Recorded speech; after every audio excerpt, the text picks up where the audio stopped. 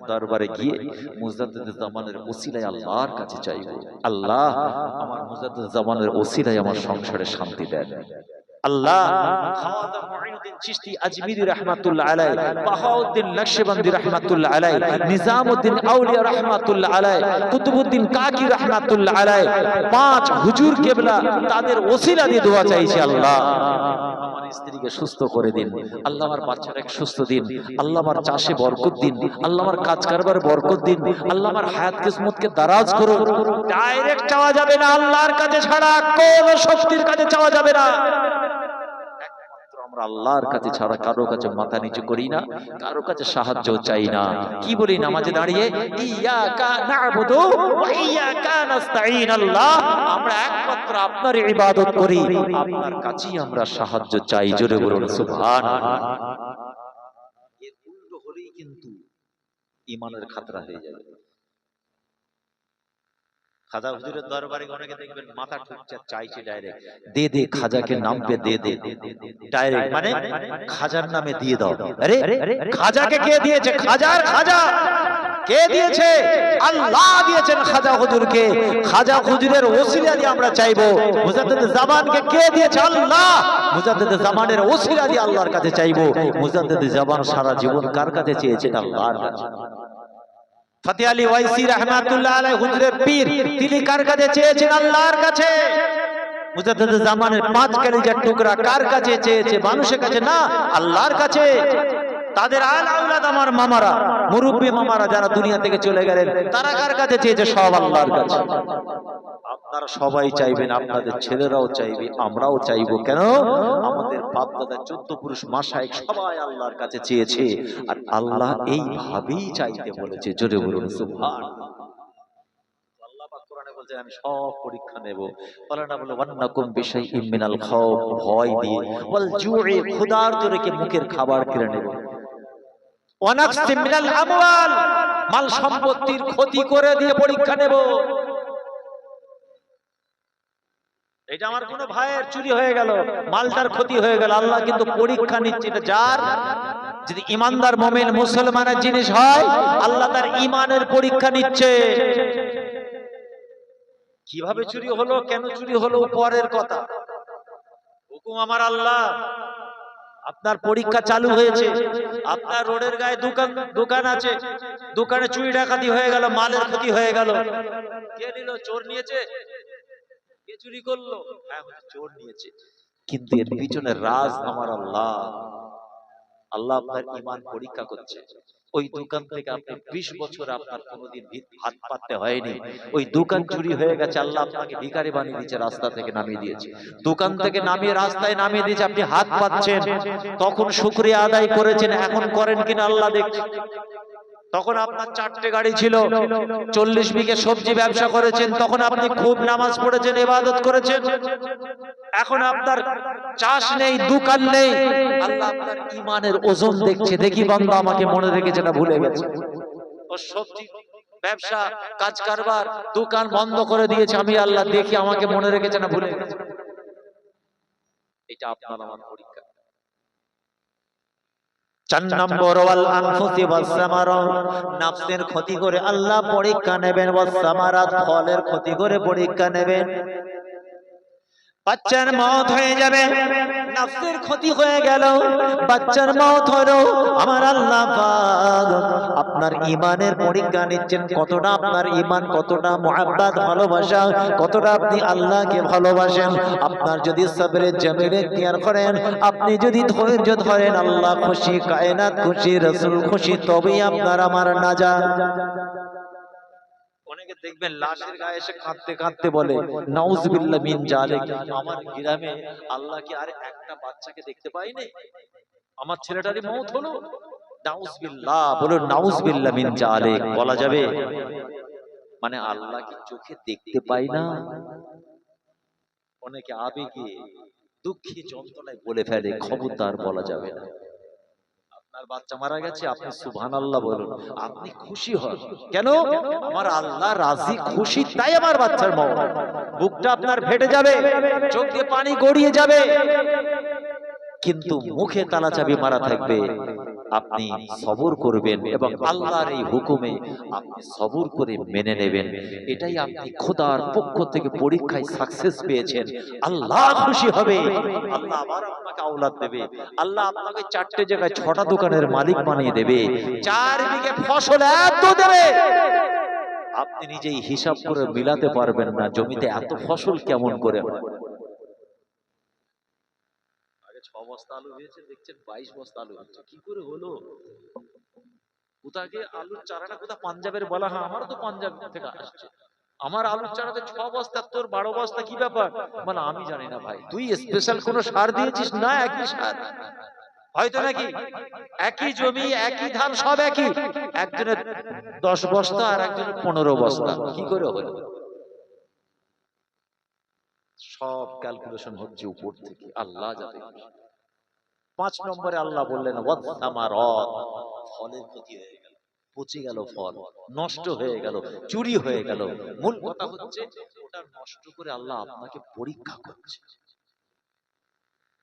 দেখি আমার উপরে বিশ্বাস আছে কিনা, দেখি আমার ঘরে আসা বন্ধ করে দিয়েছে নাকি, দেখি রাত্রে তাহাজ্জুদ পড়ছিল তো তাহাজ্জুদটা পড়ছে না বন্ধ করেছে, দেখি দাদা হুজুরের মাজারে মাসে একবার করে যাচ্ছিল, ভালো ইনকাম হচ্ছে বলে আল্লাহর ওলির দরবারে গিয়ে খুব জিয়ারত করছিল, যেমনি দোকানে চুরি হলো আল্লাহ দেখি তো আমার ওলির দরবারে যাই না, আজ যাচ্ছে না, তাহলে স্বার্থপর তুমি আমার বান্দা, স্বার্থপর আমার হাবিবের উম্মত। যখন আমি আল্লাহ দিয়েছি, খুব নামাজ পড়েছে, খুব দান খায়রাত করেছে, এখন ভিখারিকে বাড়িতে ঢুকতে দিচ্ছে না, বলছে 21, 22, 23 ছাড়া যাওয়া যাবে না, দাদা হুজুর স্যার সব ছাড়া যাবো না। কেন চাচা, প্রত্যেক মাসে যাচ্ছি না, যাবো না। দেখছেন আপনি খোদার পরীক্ষায় পাশ করতে পারলেন না।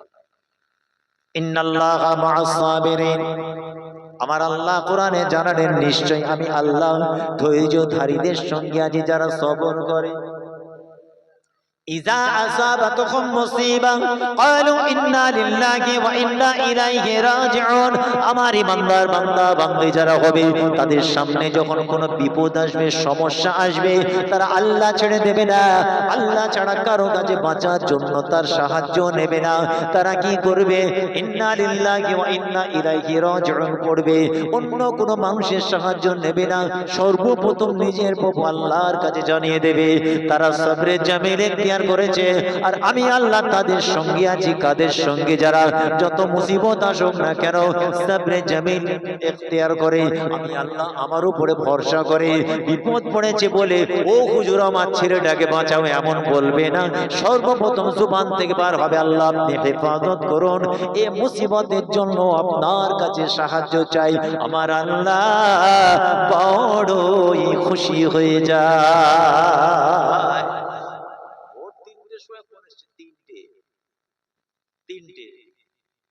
তিনটের সময় কি মানুষ ঘুমায় না, জেগে থাকে?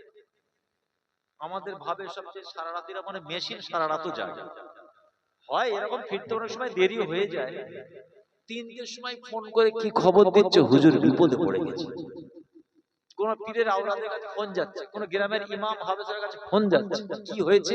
না অ্যাক্সিডেন্ট হয়ে গেছে, বাঁচাও। আরে ফার্স্টে আল্লাহর কাছে জানান, যিনি আপনার সবথেকে কাছে আছেন। ওয়া নাহনু আকরাবু ইলাইহি মিন হাবলিল ওয়ারিদ, পেছনে যে সার যে শিরাটা আছে এর থেকেও আল্লাহ বলছেন আমি তোর কাছে আছি। তাহলে আপনার বিপদ প্রথমেই আল্লাহকে বলুন, আল্লাহ আমাকে মুসিবত থেকে বাঁচা, তারপরে যত বড় হুজুর আছে তাকে জানাবেন। আগে এখানে কমপক্ষে খোদার ঘরে নফল নামাজ পড়ে একটু হাতটা তুলুন। আল্লাহ আমার আম্মার খুব অসুস্থ, আল্লাহ আমার আব্বাজান অসুস্থ, আল্লাহ আমার গ্রামের ভাইটা অসুস্থ, আমার বোনটা অসুস্থ, আল্লাহ আমার গ্রামে বিপদ। প্রথমে অ্যাপ্লিকেশনটা কোথায় জমা করবে? ডাইরেক্ট নবান্নে চলে গেলে ঢুকতে দেবে? এই পঞ্চায়েত এলাকায় একটা ঝামেলা হয়েছে, এ বললো না আমার এইসব নেতা ফেতা দরকার নেই, সদস্য সদস্য কারো দরকার নেই, ডাইরেক্ট মুখ্যমন্ত্রীর কাছে চলে গেছে। ও ঢুকতে পারবে কি বলেন আগে? ও কতদিন নবান্ন সিঁড়িতে বসে থাকবে? ও মুখ্যমন্ত্রী দেখা করতে গেছে, গ্রামের লোক কেউ নেই, পঞ্চায়েত নেই, জেলা নেই, কেউ নেই। আপনার আমার অবস্থা, কিন্তু আল্লাহর দরবার সব সময় খোলা আছে। বান্দা দুনিয়ার কোনো প্রতিনিধি, কোনো সদস্য, কোনো মেম্বার কারো কাছে নয়। তোদের জিন্দেগিতে সারা জীবনে যখন তোদের সমস্যা হবে, অ্যাপ্লিকেশন খোদার দরবারে করবি। 24 ঘন্টা লা তাখুযুহু সিনাতু ওয়ালা নাউম, এমন একজনের কাছে করবি যিনি এমন, যার ঘুম তো দূরের কথা, তন্দ্রা পর্যন্ত আমি আল্লাহ আমার নেই। জোরে বলুন সুবহানাল্লাহ। এখানে মুখ্যমন্ত্রীর কাছে পৌঁছতে গেলে অনেক সিঁড়ি পার হতে হবে, তাই তো নাকি? আমার থেকে যারা বেশি রাজনীতি করে তারা ভালো বলে দিতে পারবে। একটার পর একটা স্টেপ বাই স্টেপ এগিয়ে যেতে হবে। হ্যাঁ, আমার চ্যানেল আছে, আমি দুটো ফোন করব, হয়তো আজ কথা বললাম, কালকে মুখ্যমন্ত্রী টেবিলে বসার ক্ষমতা রাখি। সাধারণ মানুষ সবাই পারবে কি? বলে পারবে না। তাহলে গ্রাম, পাড়া, পঞ্চায়েত, জেলা, ওখানে গিয়ে নাম লিখিয়ে কবে ডেট দেবে, এ মাস ও মাস সে মাস আগেও তোমার সাথে দেখা করবে কিনা, সেই রকম ব্যক্তিত্ব কিনা, সেরকম সলিড ইস্যু আছে কিনা, তবে তো দেখা করবে। প্রথম কাজ হলো, বিপদে পড়েছেন আপনি, আপনার প্রভু আল্লাহকে বলবেন। আল্লাহ থেকে আপনার কেউ প্রিয় নয়, আল্লাহর হাবিবের থেকে বেশি আপনার প্রিয় কেউ নয়। তারপর আল্লাহ রাসূল তাই জানালেন, ততক্ষণ পর্যন্ত তোমরা পাক্কা ঈমানদার মুমিন হতে পারবে না। কতক্ষণ পর্যন্ত? যতক্ষণ পর্যন্ত নিজের বাপ মা, আত্মীয় স্বজন, প্রতিবেশী, বিবি ছেলে, বাল বাচ্চা, টাকা পয়সা, ধন দৌলত, অন্নাসি আজমাইন, সমস্ত মানুষের থেকে বেশি মহাব্বত আমি রাসূলুল্লাহকে না ভালোবাসতে পারো। আমি রাসূলুল্লাহ বলছি, এখনো পর্যন্ত তোমরা পাক্কা মুমিন মুসলমান নও। মুসলমানই হতে পারবো না।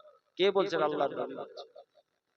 আল্লাহর নবী জানিয়েছেন, লা ইউমিনু আহাদুকুম হাত্তা আকুনা আহাব্বা ইলাইহি মিন ওয়ালিদিহি ওয়া ওয়ালাদিহি ওয়ান নাসি আজমাইন। নিজের জানের থেকে মাল সম্পদ, টাকা পয়সা, ধন দৌলত, নিজের স্ত্রী, বাচ্চা, বাপ মা, আত্মীয় স্বজন, প্রতিবেশী, বাপের কুল, মায়ের কুল, শ্বশুর কুল, আত্মীয় স্বজন, প্রতিবেশী, ওয়ান নাসি আজমাইন, যে কোনো মানুষের থেকে সব থেকে বেশি মহাব্বত আমি রাসূলুল্লাহ। আমাকে যদি না ভালোবাসতে পারো, আমি রাসূলুল্লাহ বলছি, লা ইউমিনু আহাদুকুম, এখনো তোমরা পাক্কা মুমিন মুসলমান নও। দেখছেন, আল্লাহর রাসূলের মহব্বত সব থেকে আগে। তারপরে বাপ মা, স্ত্রী, ভাই বোন, প্রতিবেশী, হুজুর যত আছে সব পড়ে। তাহলে খাঁটি ঈমানদার মুমিন মুসলমান আগে হতে হবে। নামাজ চিনেছেন আলহামদুলিল্লাহ, ঈমান ঠিক করতে হবে আগে। তাসবিহ চিনেছেন আলহামদুলিল্লাহ, তাহাজ্জুদ, ইশরাক আলহামদুলিল্লাহ, দান খায়রাত, কুরবানি আলহামদুলিল্লাহ। আপনার এখানটা ঠিক করতে হবে আগে, আকীদা ঈমান ঠিক করতে হবে আগে, রেজিস্ট্রেশন করতে হবে মুসলমানের খাতায়। রেজিস্ট্রেশন বোঝেন তো? এই বলেন, একটা ছেলে হঠাৎ পরীক্ষার হলে গিয়ে মাধ্যমিক পরীক্ষা দিতে পারবে? স্কুল, কলেজ, মাদ্রাসা, ইউনিভার্সিটি, সে যদি রেজিস্টার স্টুডেন্ট না হয়, যদি তার নামে রেজিস্ট্রি না হয়, অ্যাডমিট যদি না থাকে, তাকে ঢুকতে দেবে পরীক্ষার হলে? এই ছেলেরা বলো, কেন ঢুকতে দেবে না? সব পরীক্ষা দেবে বলছে তো, দরকার হয় 4 ঘন্টা পরীক্ষা দেবে বলছে। সবাই 10টা সাবজেক্ট, ও বলে যে আমি আরো দুটো দেবো, 12টা পরীক্ষা দেবো। হবে না? দেশের প্রধানমন্ত্রী, মুখ্যমন্ত্রীর ছেলে, ওটা নেবে না? প্রধানমন্ত্রী, মুখ্যমন্ত্রীর ছেলে হলেও দরকার হয় 24 ঘন্টার মধ্যে কি 1 ঘন্টার মধ্যে রেজিস্ট্রেশন তৈরি করে রেডি করে নিয়ে ঢুকতে হবে। তবে যিনি গেটম্যান থাকবেন, রেজিস্টার দেখবেন, ঢুকতে দেবেন। তাহলে আপনি মুসলমানের খাতায় যদি নাম না লেখেন আর খোদার ঘরে ভিড় করেছেন, লাভ হবে না? হুজুর নামাজ পড়িছি বলেই তো কপালটা কালো, এত মারবে না, হাত টাইম দেবে না ফেরেশতা। হুজুর আমি নামাজ পড়িছি বলেই তো কপালটা কালো। তোমার রেজিস্ট্রেশন হয়নি, তোমার ঈমান আকীদা ঠিক নেই, তোমার তাসদীক বিল কলব, অন্তরের অন্তঃস্থলে বিশ্বাস নেই, ওয়া ইকরার বিল লিসান, জুবানের বহিঃপ্রকাশ তোমার নেই। আল্লাহর একত্ব একত্ববাদের বিশ্বাস তোমার নেই, নবী সব থেকে তোমার আপনে বিশ্বাস নেই, কিয়ামত যে হবে সে বিশ্বাস তোমার নেই, সবটাই তোমার ডাউটফুল শাকসুবা।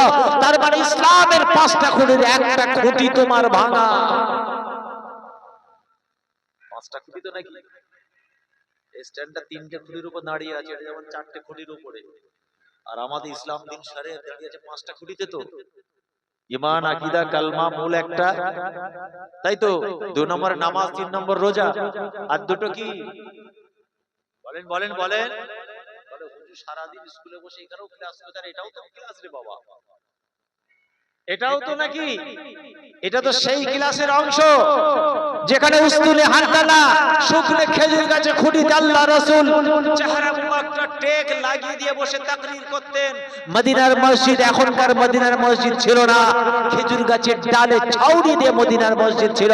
সাহাবা কিরাম হুজুররা যেখানে নামাজ পড়তেন, আল্লাহ রাসূল বসে যেখানে তাকরীর করতেন, সাহাবা কিরাম হুজুরের সামনে কিয়ামত দ্বারা আবু বকর সিদ্দিক, ওমর ফারুক, ওসমান গনি, আমার বেলাল, যায়েদ বিন দাসানা, খাব্বাব, এই রকম সাহাবীরা শুনতে হাজার হাজার নয় 1500-1600 বছর আগের সেই মদিনার মসজিদের একটা অংশ। এটাও সেই জান্নাতের বাগান, এটাও মিম্বারে রাসূল। এখানেও শ্রোতা আছে, তবে হ্যাঁ, সেই ওয়াজ আমাদের আর শোনা হবে না, সেই সাহাবীদের আর আমরা পাবো না, সেই মদিনার মসজিদ আমরা পাবো না, কিন্তু রাসূলুল্লাহর কথাগুলো পাবো, আল্লাহর কালামগুলো পাবো, সাহাবাদের জিন্দেগি আমরা খুঁজে পাবো। এটাও হচ্ছে সেই মজলিসের একটা অংশ। জোরে বলুন সুবহানাল্লাহ। বাকি রইল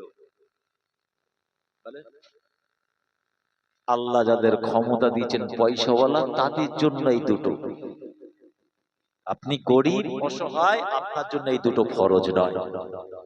একটা হলো যাকাত, আর একটা হজ। তাহলে আমাদের কাজ মাত্র 3টে। তাহলে আমাদের অবস্থা কি বুঝতে পেরেছেন? আপনি যখন অর্থশালী সাহেবে নেশাব, আপনার অর্থের একটা অংশ যাকাত দিতে হচ্ছে অসহায় দুস্থ গরিব মানুষকে। যদি আপনি পয়সাওয়ালা হন,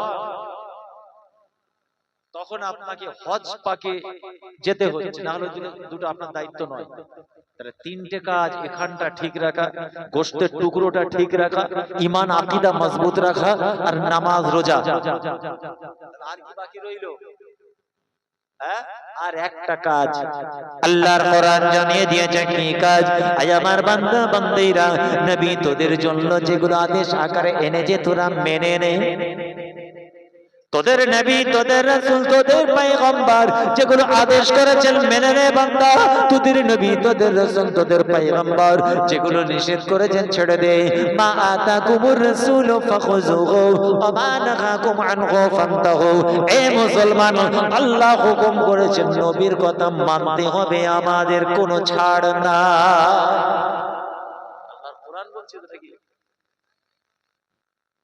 মা আতাকুমুর রাসূলু ফাখুযুহু ওয়া মা নাহাকুম আনহু ফান্তাহু। আল্লাহর নবী যেটা আপনার আমার জন্য আদেশ করেছেন, ওটাই আল্লাহ বলেছেন আমাদের মেনে নিতে হয়, তার উপরে আমল করতে হয়। ওয়া মা নাহাকুম আনহু ফান্তাহু, নবী যেটা নিষেধ করেছেন আমাদের ছাড়তে হয়। এই দুটো কাজের মাধ্যমে এবং আল্লাহর জমিনে যদি থাকতে হয়, ঈমান মজবুত করতে হয়, নামাজ রোজা। আপনি অসহায় দুস্থ গরিব, আল্লাহ আপনাকে পয়সাওয়ালা বানান, এই কাজগুলো যদি করতে পারি, ইনশাআল্লাহ দুনিয়া আমাদের কামিয়াব হয়ে যাবে। শুধু দুনিয়া নয়, আখিরাতটাও আপনার আমার আর কামিয়াব হয়ে যাবে। এখানেও কামিয়াব, ওখানেও কামিয়াব। এগুলো হলো মূল কাজ।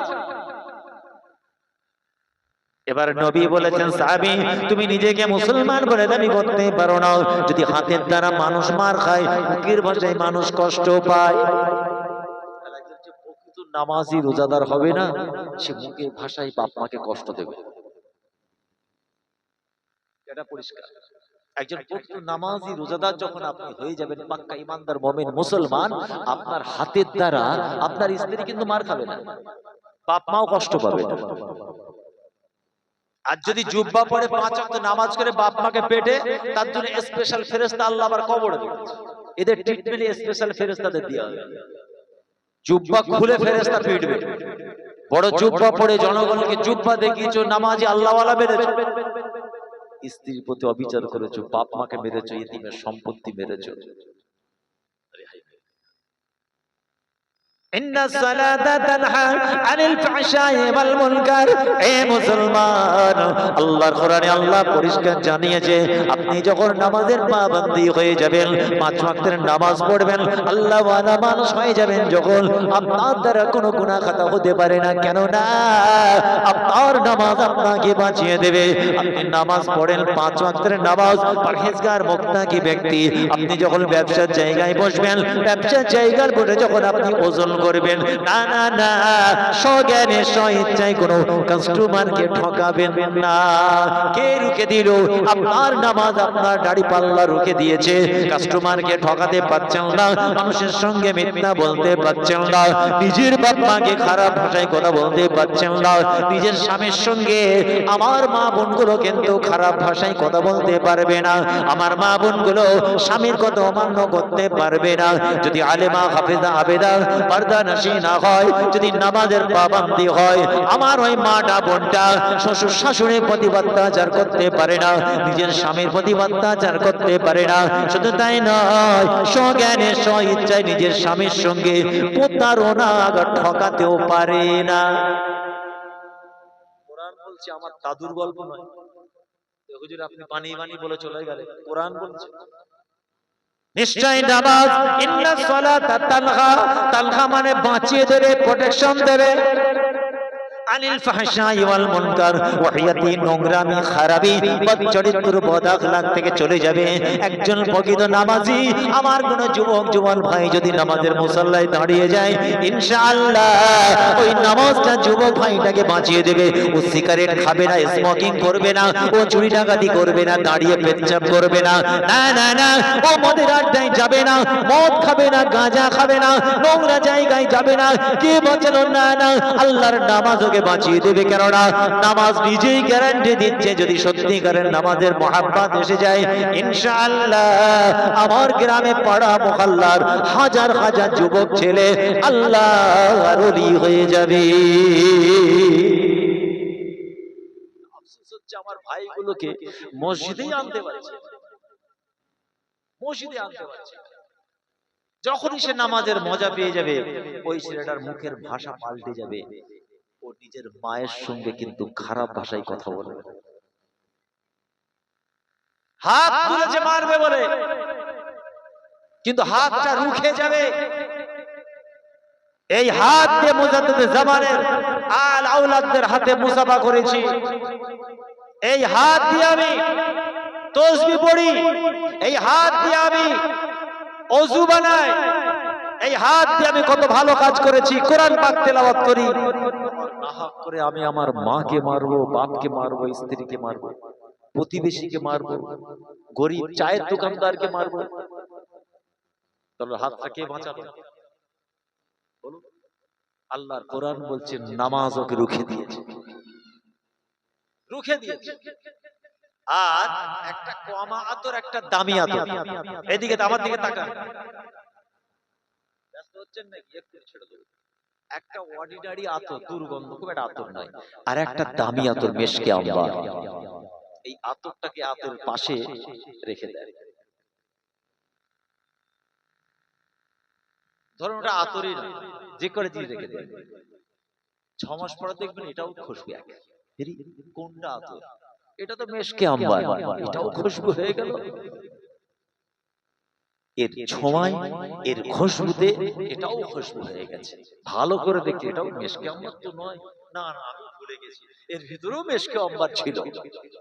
তাহলে ভালো নামাজি মানুষের সঙ্গে সম্পর্ক, সত্যবাদীদের সঙ্গে সম্পর্ক, যোগ্য ইমামের সঙ্গে সম্পর্ক, যোগ্য আলেমের সঙ্গে সম্পর্ক, যোগ্য খাঁটি পীর মাশায়েখদের সঙ্গে সম্পর্ক, তাদের আল আওলাদদের সঙ্গে সম্পর্ক, আল্লাহ পাক তাদের ওসিলায় আপনাকে খারাপ রাস্তা থেকে সরিয়ে সঠিক পথের পথিক বানিয়ে দেবেন। জোরে বলুন সুবহান। ফুরফুরা জমিনে গিয়ে কত মানুষ পরিবর্তন হয়েছে, নামাজি হয়ে গেছে। আবার ফুলফড়ায় গিয়ে কেউ 6 জোড়া জুতো চুরি করে আনছে ব্যাগে করে, আছে না নেই? আরে এদিক ওদিক তাকাচ্ছে, 6 জোড়া জুতো চুরি করেছে 3 দিনে। 3 দিন ইশাল হবে, ভিড় ভাট্টায় 2 গাছা করে 6 গাছা 3 দিনে। ওর নিয়ত ছিল আমি জুতো চুরি করব, ও জুতো চুরি করেই ঘরে এসেছে, কিচ্ছু পাই লাভ কি হয়েছে? ও তো গেছে জুতো চুরি করতে, জামাত ধরতেও যায়নি, নামাজ পড়তেও যায়নি, জিয়ারত করতেও যায়নি, পীরের আওলাদদের সামনেও যেতে যায়নি, জুতো মিলেই চাল্লা। ইন্নামাল আমালু বিন্নিয়াত, বুখারীর হাদিস। তোমার নিয়তটা হচ্ছে মেন, তুমি যেটা নিয়ত করো আল্লাহ সেটাই মিলাবে। আর এক ছেলে গেল, গাঁজা খেত, মদ খেত, বাপ মাকে পিটতো, স্ত্রীর সঙ্গে 10 বছর সম্পর্ক ঠিক নেই, নেশা করেই গেছে ফুরফুরায়। কি আল্লাহ শান, ওলিদের দরবারে ঘুরে ঘুরে বড় জমাতেও দাঁড়িয়েছে, পীরের দরবারে গেছে, চামড়ার চোখে দেখেছে, তাকরীর শুনেছে। আল্লাহ পাক মুজাদ্দিদে জামানের খাস রূহানি নজর ফয়েজ, 5 হুজুর কিবলা রূহানি নজর ফয়েজ সৈয়দিয়া দরবারে হুসাইন বুখারী রাহমাতুল্লাহ আলাইহি, তাদের আল আওলাদ রশিয়া যে রূহানি ফয়েজে আল্লাহ কি তার মনের পরিবর্তন করে দিয়েছে। ওই ফুরফুরা জমিনে বসে পাক্কা নিয়ত করছে, আমি আর শরাব পান করব না, আমি আর গাঁজা খাবো না, আমি আর হারাম খাবো না, আমি আমার স্ত্রীর প্রতি অবিচার করব না, আমি আর বাপ মাকেও কষ্ট দেব না, আমি খালেস দিলে তওবা করছি দাদা হুজুরের দরবারে।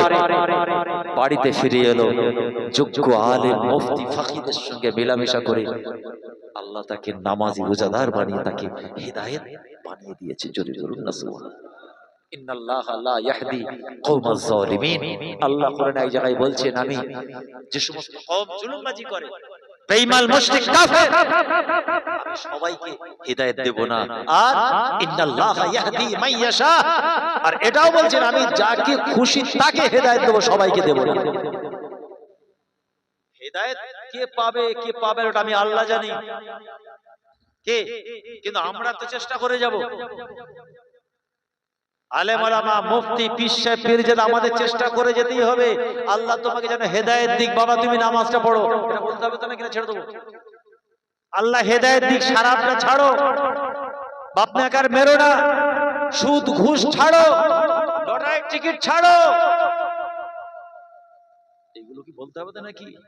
কিন্তু গ্যারান্টি দিচ্ছি না, গ্যারান্টি কেউ দিতে পারবে না। কেন আল্লাহ বলছে কাকে হেদায়েত দেবো আমি জানি। তোমরা দিনের প্রচার প্রসার তাবলীগ করে যাও, হেদায়েতের চাবিকাঠি আমি আল্লাহ আমার কাছে। তো আমরা একবার কেন 10 বার বলবো, 1000 বার বলবো, আমরা আল্লাহর দরবারে অ্যাপ্লিকেশন জমা করেই বলবো আশাবাদী, আল্লাহ আমার ভাইগুলোকে নামাজি বানিয়ে দাও, রোজাদার বানিয়ে দাও। আল্লাহ কবুল করলে পর হেদায়েত নসিব তো হতেও পারে। যদি বলুন সুবহানাল্লাহ। আহারে আমার রাসূল মক্কার জমিনে এমন একটা দোয়া চেয়েছিলেন, কোন সময়টা দোয়া চাইছেন, যে কঠিনটা পরিস্থিতি ছিল মক্কার জমিনে, আল্লাহ রাসূলের সাহাবারা লুকিয়ে লুকিয়ে আমার নবীর হাতে হাত দিয়ে কালমা পড়ে ঈমান এনে আল্লাহকে আল্লাহ বলে মেনে, রাসূলকে ভালোবেসে সাজদা দিয়েছিল আল্লাহকে, নবীকে নবী বলে মেনে ঈমানদার মুসলমান হয়ে নবীর দলে ফিরে এসেছিল। লুকিয়ে লুকিয়ে কোরআন পড়তো। সবার সামনে কোরআন জোরে পড়া যাবে না, মক্কার মানুষ যদি কোরআনের আওয়াজ শুনতে পায় অত্যাচার হবে। সাহাবাদেরকে মার খেতে হয়েছে, কতজনের হাত চলে গেছে, পা চলে গেছে, কতজনের দেহ থেকে মাথাটা আলাদা হয়ে গেছে। তার প্রমাণ হলো জঙ্গে বদর, উহুদ, খান্দক, তাবুক, তায়েফ, হুনাইন, এই যুদ্ধের ময়দানগুলো ইতিহাস। কিন্তু আমি যে কথাটা বলছি সে সময়টা ছিল বড় কঠিন সময়। এমন একটা সময় ছিল লুকিয়ে লুকিয়ে লুকিয়ে আল্লাহর নবীর সঙ্গে সাহাবারা গোপনে দেখা করত, তারা লুকিয়ে নবীকে ইক্তেদা করে নামাজ পড়তো, আল্লাহর রাসূল তাদের কোরআন তেলাওয়াত শুনতেন, আল্লাহর নবী সাহাবারা যা কিছু করত লুকিয়ে লুকিয়ে করত। কিন্তু সেই সময় আমার রাসূল লক্ষ্য করেছিলেন মক্কার জমিনে দুজন হলো বীর বাহাদুর পালোয়ান আছে, মহৎ ব্যক্তি, ব্যক্তিত্ব। একজন হলো টপ র্যাঙ্কের ইসলামের 70 নাম্বার 1, আর একজন বিশাল প্রভাবশালী বিশাল ব্যক্তিত্ব, যার তলোয়ারের সামনে গিয়ে কারো কথা বলার ক্ষমতা ছিল না। আল্লাহ রাসূল দুজনের জন্য দোয়া চাইছেন। এইদিকে তাকান, সব ঘুমিয়ে পড়লো কেন? এদিকে কি রাত 8টায় শেষ দোয়া হয়ে যায় না? কি হলো? দেখুন সব কে ঢুকছে, জোর করে ওয়াজ হয় বলে। নতুন জায়গায় এলাম, দুটার কথা বলবো, শ্রোতাদের অবস্থা দেখে আমি ওয়াজ চলে যাচ্ছে মাথা থেকে। নারে তাকবীর। হাত কমে গেছে, যা ছিল 50%। ঘুমের কত জোরে বলবো ভাই না, আর একটু জোরে নারে তাকবীর। ভাবছি হুজুর চলে যাচ্ছে, ঘুম তুলতে না, হুজুর তো আছে। চোখ খুলে হুজুর চলে গেল না, হুজুর তো আছে, ঘুম হচ্ছে। কথাটা ঠিক, সারাদিন কাজ কামে শরীর চেহারা যাই হোক, এই তো 10টা 10:30 বাজছে, 12টাও বাজেনি। হে মুসলমান, আল্লাহর নবী দোয়া চাইছেন কার জন্য? আয় রাব্বি আল্লাহ, মক্কার জমিনে দুটো বীর বাহাদুর পালোয়ান আছে, বড় ভক্তি ব্যক্তিত্ব, প্রভাবশালী ব্যক্তিত্ব। আয় রাব্বি আল্লাহ, এই দুটোর মধ্যে একটা আপনার হাবিবের দলে ফিরিয়ে দিন। এর মধ্যে একটা হলো খাত্তাবের পুত্র ওমর ফারুক, আর একটা হলো মূর্খের পিতা, যেটা হলো আবু জেহেল। আবু জেহেল হলেও হবে, অথবা ওমর ফারুক হলেও হবে। আমি মুহাম্মদুর রাসূলুল্লাহ আপনার দরবার শরীফে দরখাস্ত জমা করছি, এই দুটোর একটা আমার বই পছন্দ, ইসলামের জন্য, দ্বীনের জন্য, শরীয়তের জন্য, বিশ্বে ইসলামটাকে ছড়িয়ে দেওয়ার জন্য। এই মক্কার জমিনে দুটো বীর বাহাদুরের একটা আপনার হাবিবের পক্ষে দিন, বলুন না সুবহানাল্লাহ।